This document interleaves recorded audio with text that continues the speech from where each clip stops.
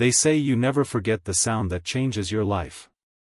For me, it wasn't a scream. It wasn't even the sound of breaking bones or thunder over the valley that night. It was a laugh, a small boy's laugh, echoing from beneath the bridge long after the town clock struck midnight. That's when I realized something was wrong. Terribly, impossibly wrong. My name is Elias Mercer, and this story isn't fiction. I wish it were. Every word you're about to hear happened during the late autumn of 1987, in a town the world has all but forgotten, Ravens Hollow. It was a place tucked between fog and forest, where every home creaked and groaned with the weight of its own memories. The kind of town where nothing ever really happens, until it does. I was 23 back then, a reporter for the Ravens Hollow Gazette, chasing rumors instead of real stories, ghost sightings, cryptid nonsense, local legends recycled for the Sunday edition. My editor, Marla, used to say, if you can't find the truth, Elias, at least find the story. That's how I found myself standing on Ashbrook Bridge that cold October evening, a flashlight trembling in my hand, notebook in my coat pocket, and breath fogging the air like smoke from a dying fire. The bridge itself was a skeleton of rust and wood, built long before the war, they said, and left mostly forgotten after the main road was rerouted. It hung over the Blackstream River, which was less of a river and more of a winding scar of water slicing through the valley. Locals avoided it after dusk. Children told stories about a boy who played there after midnight. A boy who had drowned, but never really left. That was the story I was sent to investigate. I remember the sound first, not the wind, not the crickets, but a soft dripping, rhythmic and deliberate, like footsteps in water. My flashlight flickered once, twice, and then steadied. And then, there it was. A shape, small and pale, crouched beneath the arch of the bridge. At first, I thought it was an animal, a stray dog or maybe a lost child. But when I called out, "Hey! You all right down there?" the shape stopped moving. It lifted its head. And I saw the boy. He couldn't have been older than 10. Barefoot, drenched, his hair clinging to his face in wet strands. But it wasn't his eyes that froze me, it was his smile. Wide. Too wide. He looked straight at me and said, "You came back." My throat went dry. "What did you say?" The boy tilted his head, water dripping from his chin. "You came back, Mr. Mercer." I froze. I had never told him my name. I don't remember how long I stood there, the bridge trembling under the weight of the wind and my own disbelief. I wanted to run, but something in his tone, something calm, almost relieved, kept me rooted. Then the boy whispered, "They don't like it when you look down here."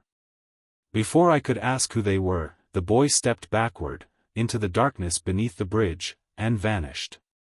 No splash, no sound, just gone. I leaned over the edge, flashlight beam slicing through the mist, but the water below was still. Too still. That was when I saw it. Carved into the wooden railing where the boy had been standing were the words, "Bring him back." When I returned home that night, the house felt smaller. Quieter. My typewriter sat on the desk by the window, the keys glinting in the lamplight. I tried to write what had happened, but my fingers refused to move. I told myself it was exhaustion, or maybe the cold playing tricks on my mind. But then, from somewhere behind me, faint and distant, I heard that same laugh. That's when I realized the story wasn't waiting on the bridge anymore. It had followed me home. The night after I saw the boy, I didn't sleep. Every time I closed my eyes, I saw him, standing beneath the bridge, water streaming from his fingertips, mouth twisted in that impossible smile. By morning, I had convinced myself it was an illusion. Maybe I'd imagined it. Maybe the cold, the fog, and my own curiosity had turned the shadows into something they weren't. That illusion lasted exactly until the phone rang. It was Marla, my editor. "Elias, you remember the Ashbrook Bridge piece? We're running it Sunday. Need a photo to go with it. Something moody. Preferably not your shadow again. I didn't tell her about the boy. Not yet. But something in her tone told me she knew there was more to the story than I'd written. Marla always did. After hanging up, I turned on the radio. That's when I heard it. Not music. Not news. Just static, a low, crackling hiss like a storm caught between stations. And beneath that static, faint but clear, a child's voice. You shouldn't have left. My blood ran cold. I turned the dial, nothing. Every station, just white noise. Then, faintly, through the crackle, he's still waiting. I yanked the plug from the wall, the radio sputtering into silence. But the voice didn't stop. It came from somewhere else now, soft, echoing from the hallway. My hallway. I grabbed the flashlight from my desk, heart pounding, and followed the sound. The hallway stretched darker than it should have, longer somehow, the walls warped like the house was breathing. I called out, "Who's there?" No response. Just that same faint laugh from the night before. When I reached the end of the hall, I saw something taped to my door, a Polaroid photo. The kind you shake to develop. It was of Ashbrook Bridge. Only, there was someone standing on it. Someone who looked exactly like me. I don't remember dropping the flashlight, but I remember the crash, the beam spinning wildly across the floor, landing on something scrawled in black marker on the wall beside the doorframe. Bring him back. The same words carved into the bridge. Only this time, they weren't carved, they were written in what looked like mud. Or maybe it wasn't mud. I wanted to leave, to pack a bag and drive until the map ran out. But curiosity, foolish, stubborn curiosity, kept me anchored. That's the curse of storytellers. We chase the truth even when it's already chasing us. So, I went back. That night, the fog was thicker, swallowing the road until my headlights seemed to cut through milk. The forest on either side whispered with the wind, and more than once, I thought I saw movement, shapes darting just beyond the beam of light. When I reached the bridge, my pulse was a drum in my ears. The air smelled of iron and rain. I stepped out, camera slung over my shoulder, and started recording an audio log. This is Elias Mercer. Returning to Ashbrook Bridge for follow-up investigation, October 29, 1987. Conditions: fog dense, visibility low. Possible connection between legend of drowned boy and local disappearances. Attempting to. Then my recorder crackled. Not just static this time, breathing. Slow, wet, ragged breathing. Elias, the voice wasn't from the recorder. It was behind me. I turned, flashlight shaking in my grip. The boy was there again, standing on the opposite end of the bridge, water pooling at his feet. You came back, he said. This time, I didn't speak. I raised my camera, took a single photo. The flash illuminated him for a fraction of a second, and in that instant, I saw what I hadn't before. The boy wasn't alone. Behind him, silhouettes. Dozens of them. Children, their faces pale and blurred, eyes empty. They stood motionless, as if waiting for something. Then, the boy pointed at me. It's your turn now. The bridge trembled. The air thickened with the scent of rot and river water. My camera slipped from my hand, clattering against the wood. The last thing I remember before everything went black was the boy's voice whispering, almost kindly, "Don't worry. You'll remember when you wake up." When I opened my eyes, it was daylight. The fog was gone. The bridge was empty. My camera was nowhere to be found. But when I checked my car, I found the recorder sitting on the passenger seat. Its red light still blinking. The tape was full. Over an hour of sound. And beneath the static, I could hear my own voice. You came back. You came back. You came back. over and over again. I spent the next morning trying to convince myself it was a dream. A hallucination brought on by exhaustion, maybe. But the tape said otherwise. I replayed it in my kitchen with the curtains drawn tight, the sun doing little to warm the chill that had settled in my bones. The voice that repeated, "You came back," wasn't mine. It was older. Deeper. A voice that crawled under the skin and stayed there. When the recording finally stopped, I noticed something strange at the end of the tape, a faint splash, followed by a whisper too soft to catch. I turned the volume all the way up. The river remembers. That's when I decided to visit the one person who might still know something about Ashbrook Bridge, Harold Finch, the town's retired groundskeeper and unofficial historian. Harold had lived in Raven's Hollow longer than anyone, and he kept records on everything. From land deeds to burial sites. When I found him, he was sitting on his porch, feeding crows with gloved hands. The man looked like he'd been carved out of the same wood as the bridge, thin, bent, and splintered by time. "Mr. Finch," I said, "I'm looking into the history of Ashbrook Bridge." His hand froze mid-motion. The crows scattered. "Don't go poking there, son," he muttered. "Some things don't like being remembered." I told him about the boy, about the voice, about the words bring him back. His eyes flickered, pale blue and unfocused. "You saw him, didn't you?" "Who?" "The Mercer boy." I frowned. "I am Elias Mercer." He looked up slowly, expression hollow. "No.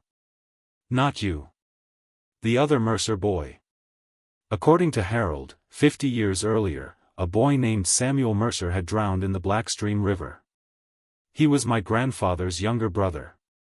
They said he'd been playing near the bridge when the current pulled him under. His body was never found. I never knew. My family never talked about it. But Harold swore the story went deeper, that after Samuel's death, strange things began happening. People heard laughter on the bridge at night, saw small footprints along the banks, and every few years, someone would go missing near the river. They always said it was the same voice, Harold whispered. Always calling the same name.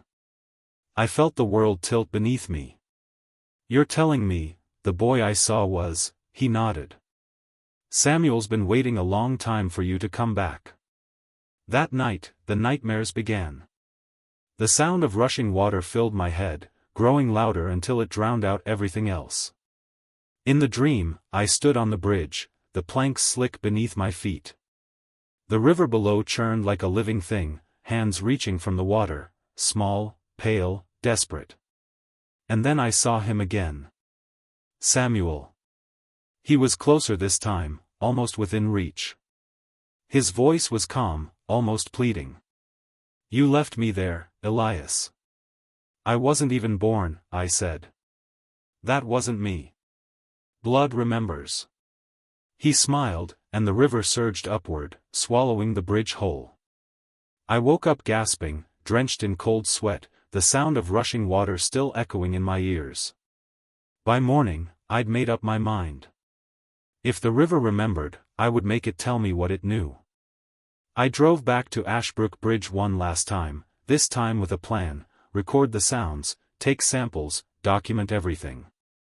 If this was supernatural, I'd find proof.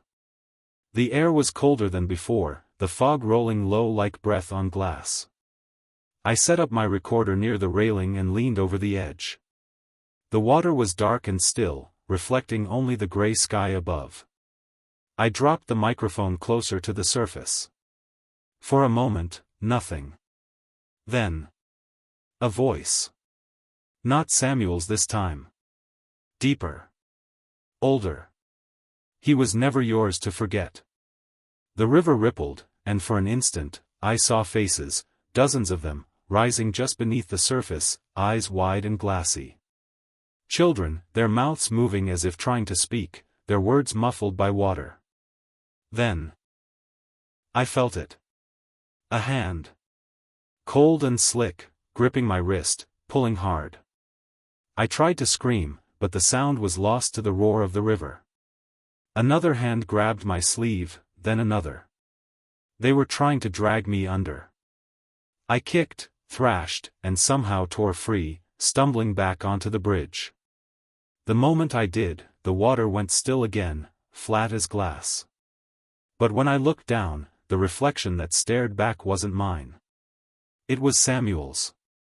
I ran. I don't remember getting to my car or driving home, but when I stumbled through the door, the lights were already on. My typewriter was running by itself, the keys clacking furiously. On the page, a single sentence repeated over and over, "He remembers you." And beneath it, something new, "Tomorrow night, the bridge will take one back." I knew what it meant. The curse of the river wasn't finished. It wanted balance. It wanted a Mercer. The only question left was, which one of us it would take. I didn't sleep that final night. Not because I couldn't, but because I knew what would happen if I did. The words from my typewriter, "Tomorrow night, the bridge will take one back," echoed in my skull, rhythmic as a heartbeat. I tried burning the page, but the flame refused to catch. The ink shimmered instead, almost alive, twisting the words into a new message as I watched. "It's your turn, Elias." That was when I stopped pretending this was something I could escape. The boy, the river, the curse, they weren't random hauntings. They were inheritance. So I packed my recorder, my flashlight, and my grandfather's locket, a small brass thing with a faded photo of two brothers, Thomas and Samuel Mercer. The resemblance between the younger boy and the one from the bridge was unmistakable. At 11:47 that night, I returned to Ashbrook Bridge. The fog was waiting for me. The river was louder than before, roaring as though something deep beneath its surface was waking up. The bridge groaned under my weight, and for a moment, I thought I saw shadows moving through the mist ahead, dozens of them. When I reached the middle of the bridge, the wind went still. My breath came out in clouds. And then, he appeared. Samuel. He looked different this time. Not soaked, not ghostly pale. He looked alive. Almost human. His eyes shimmered with something between sadness and expectation. "You came," he said softly. I swallowed hard. "I came to end this." He smiled faintly. "It doesn't end, Elias. It just waits. Like I did." "I wasn't the one who left you," I said. "You know that." He tilted his head. "Blood remembers. And the river doesn't forget. It needs what it lost." The bridge creaked. The wood beneath my boots began to darken, wet footprints appearing around me, small ones, circling closer. "You were supposed to bring me back," Samuel whispered. "But now, I'll bring you." The wind howled. The fog split apart. And from below, hands, small, gray, and dripping, burst from the gaps in the planks, reaching, grasping for my legs.